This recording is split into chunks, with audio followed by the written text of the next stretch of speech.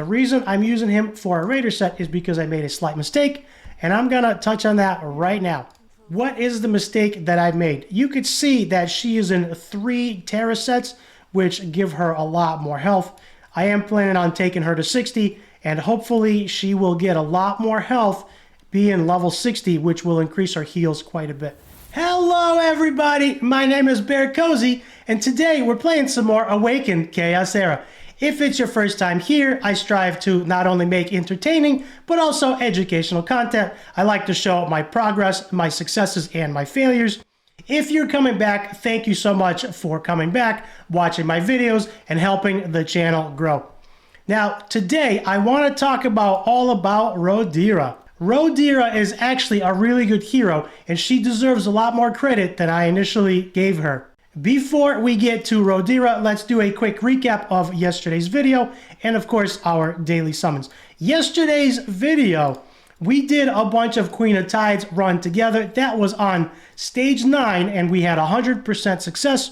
I gave you my thoughts, some commentary. I talked about some of the new things that I noticed.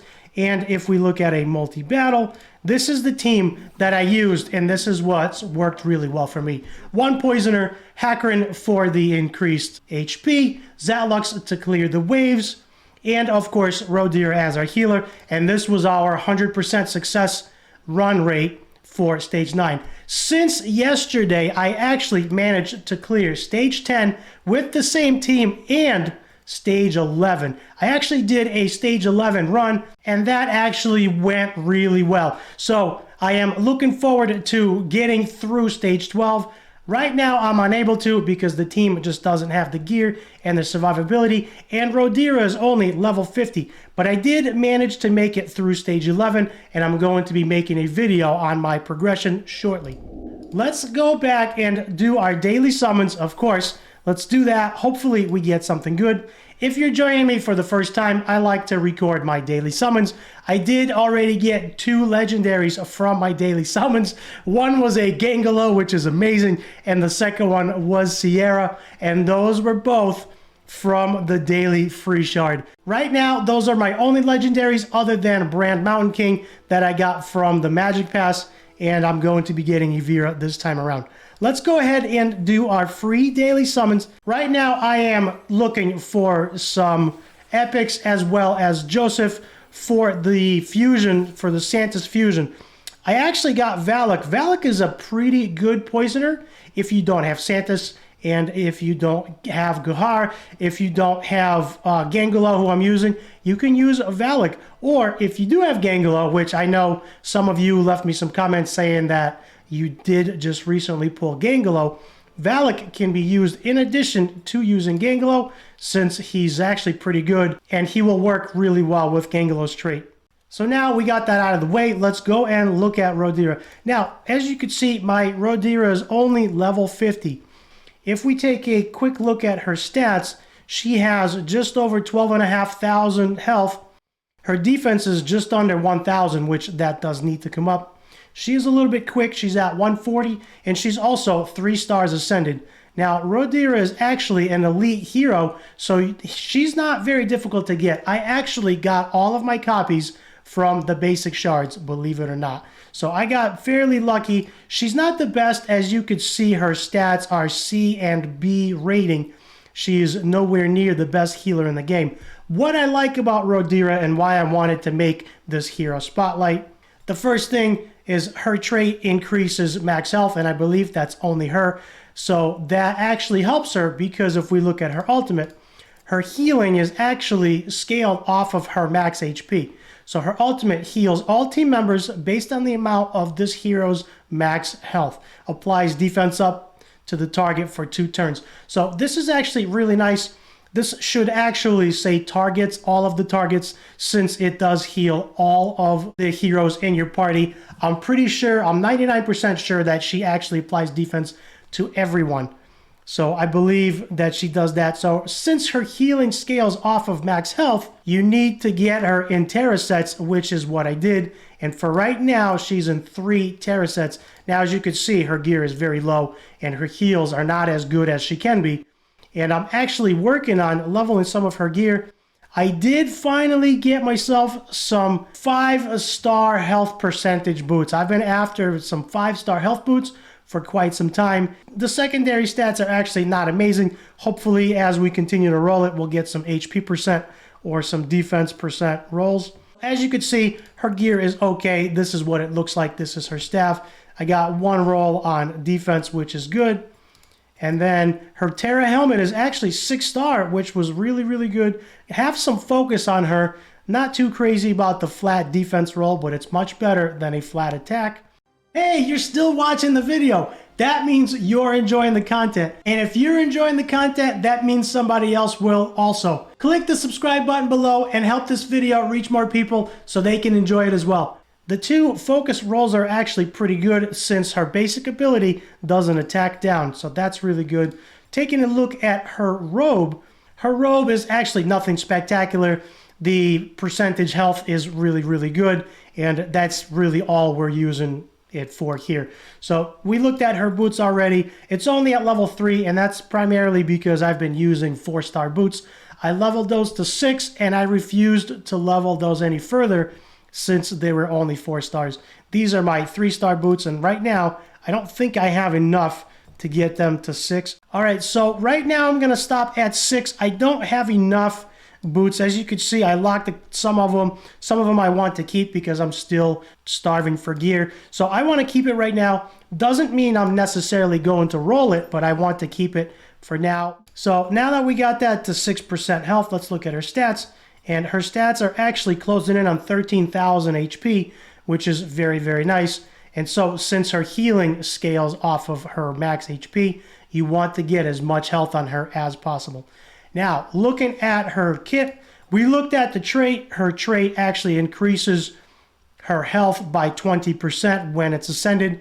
And you could see I have mine ascended 3 times. The 3rd ascension only gives her plus 15 speed, so that's not really needed, and you can use her without it. Now, looking at her basic, which is called Orb of Nature, she deals 80% damage to an enemy, which is not significant, but she's a healer. We're not using her for damage at all. She has a 50% chance to apply attack down.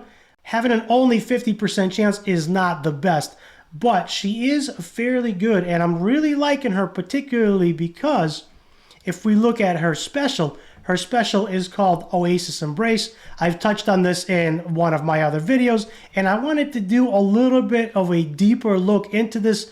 I know some of the questions I have been getting about specific heroes and why I'm using them and what gear specifically and what stats they have. I would like to answer as many questions as I can and help as many people as I can. So her special heals the caster and 1 ally and removes all negative effects from that ally. Healing, of course, scales with her max health. Queen of Tides. Looking at the Queen of Tides, one of her abilities is Stifling Aqua Cage. The Aqua Cage will actually lock an enemy with the highest attack for 2 turns, and they will be unable to act. So what I might have to do going forward is make Rodira a little bit faster again so she can actually cleanse. I did update some of their gear, and apparently Rodira is out of sync now with, there she goes. She actually cleansed it. I thought she was out of sync, but she actually cleansed the Water Prison debuff from the Queen, which is really nice, allowing Zalux to take his turn, thus doing more damage. Going back to Rodira, Rodira actually uses her special. She will heal Zalux since he does take damage from the Aqua Cage, and more importantly, she will actually remove all of his negative effects, which means that she actually takes the stun off Zalux, allowing him to go again and do that much needed damage, not only helping me to kill the Queen, but also helping me to go much faster and complete the runs much faster. So this is really why I like her. This special actually is really, really good and a lot better than I thought it was. Now, as you notice, it is on a 2-turn cooldown and it's up very frequently. And even if your ally does not have a negative effect on them, she will still use the skill because it still heals them. Looking at her ultimate, of course, we've seen this before. She heals all team members based on the amount of her max health and applies defense up to all the targets. I believe it's all the targets. I am 99% sure she applies it to all of your team.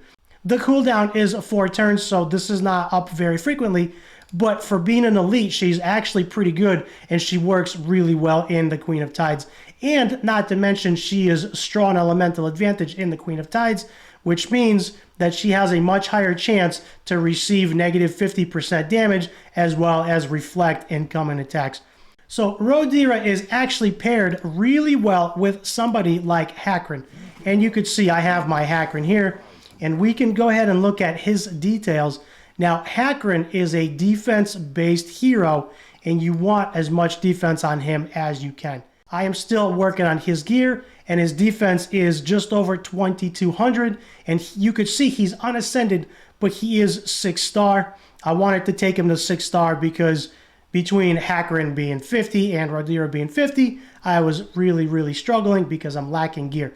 Hakrin being at 2,200 defense still does have a lot of room to improve, but that also makes him fairly tanky since his defense is more than double some of the other heroes. You could see his health is over 13,500, and currently he's going first in my team. Let's go back and look at his gear. You could see I have him in 2 Vanguard sets and 1 Raider set. I have him in a Raider set primarily because I want him to go faster. I want him to go first, and I want him to go first because we want to get his ultimate up as fast as possible to give our team the most survivability. Looking at his gear, he has a Vanguard axe. You could see it rolled focus and speed, which is okay. It's only level 12, but it is a 5-star. Looking at his helmet, nothing spectacular here. This is the only decent helmet that I have with a health percentage, so I'm just going to leave it at 10 for now, and hopefully I'll get something better. Going to his boots, you can see that he is in health percentage boots, and the health percentage boots are actually in a Vanguard set, which is absolutely fantastic. That gives him much needed defense and much needed health. They are only level 12, so there's a lot of room to improve here. The secondary stats did roll speed twice, which is really good, and it rolled health twice. Unfortunately, the health is flat, but that is okay. We can use these boots since they are 5-star and they are health percentage. When you're rolling gear, be mindful of the percentages. You do not want to keep anything that is flat stat unless it's speed. Going over to his ring, you could see I have him in a defense ring. This is primarily because I don't have a health ring in a Raider set, but the added defense and the added speed actually help him go first. Looking at his necklace, he is in a Vanguard necklace with defense, and you can see I have some crit rate on it, some flat health, some speed, and flat attack. Flat attack we don't really care about, but the health and the crit rate is okay. The added defense, of course, is very helpful and will help him be more tanky and give him a lot more survivability. Now, what I want to do is I want to look at his Raider's coat. His chest piece is actually in a Raider set, and I did that on purpose. I wanted to touch on this last. His chest piece is nothing significant and it's nothing spectacular. It is a 5-piece, and that's about it. All the secondary stats are pretty crappy. The defense percentage is pretty good, but other than that, nothing really significant to look at here. So if it's not a good chest piece, why am I using it?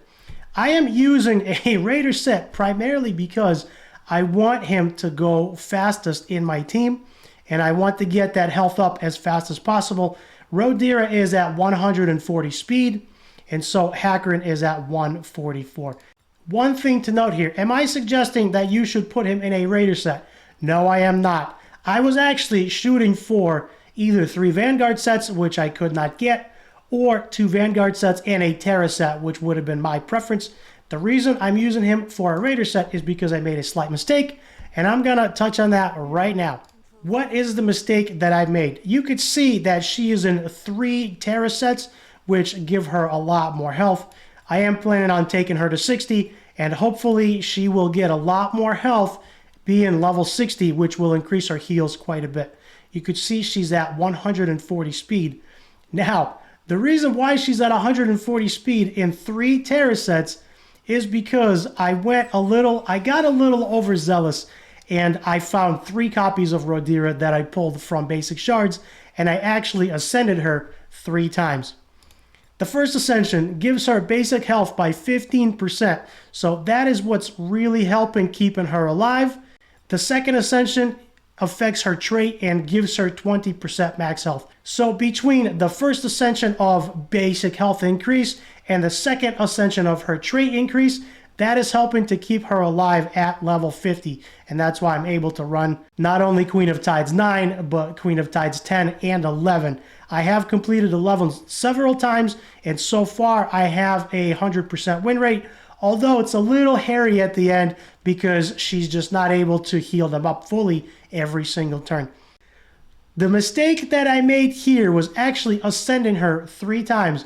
As I've mentioned, I got a little overzealous as I found 3 copies of her, and I figured the more ascension stars the better, and I actually put that on her. And then I realized that instead of her being a little bit slower, she actually ended up being way faster than the rest of my team. So there it is. There is the hero spotlight of Rodira with my thoughts. I'm liking her a lot more now that I've been using her than I originally thought I would. Looking at her glyphs, I'll show you her glyphs. This is what I got. Primarily, these are the glyphs for health. This one we can go ahead and increase. That will actually give her 2% more health, which is going to be really good. The defense one we can get as well. That should help her survive a little bit. And let's get the last health. That is very cool. I am not super worried about giving her attack and resistance. This one, of course, gives her extra speed. So I'm probably going to hold off a little bit longer till I can get some of my other heroes a little bit faster. So there it is. There is my breakdown on Rodira. I wanted to do a hero spotlight. I hope that seeing her gear sets as well as her gear, her stats, everything she's wearing, I hope that this is helping. Here are her final stats after upgrading the glyphs. She's over 13,500 HP, which is really nice. Her defense did break over 1K, so that should give her some nice survivability. I hope this is helping. If this has helped you, leave me a comment down below. Let me know that this has helped you. And if you want to see something different and something else, let me know, and I will do my best to try and show that as well and give you my thoughts on that. Thanks for hanging out, everybody, and I'll see you in the next video.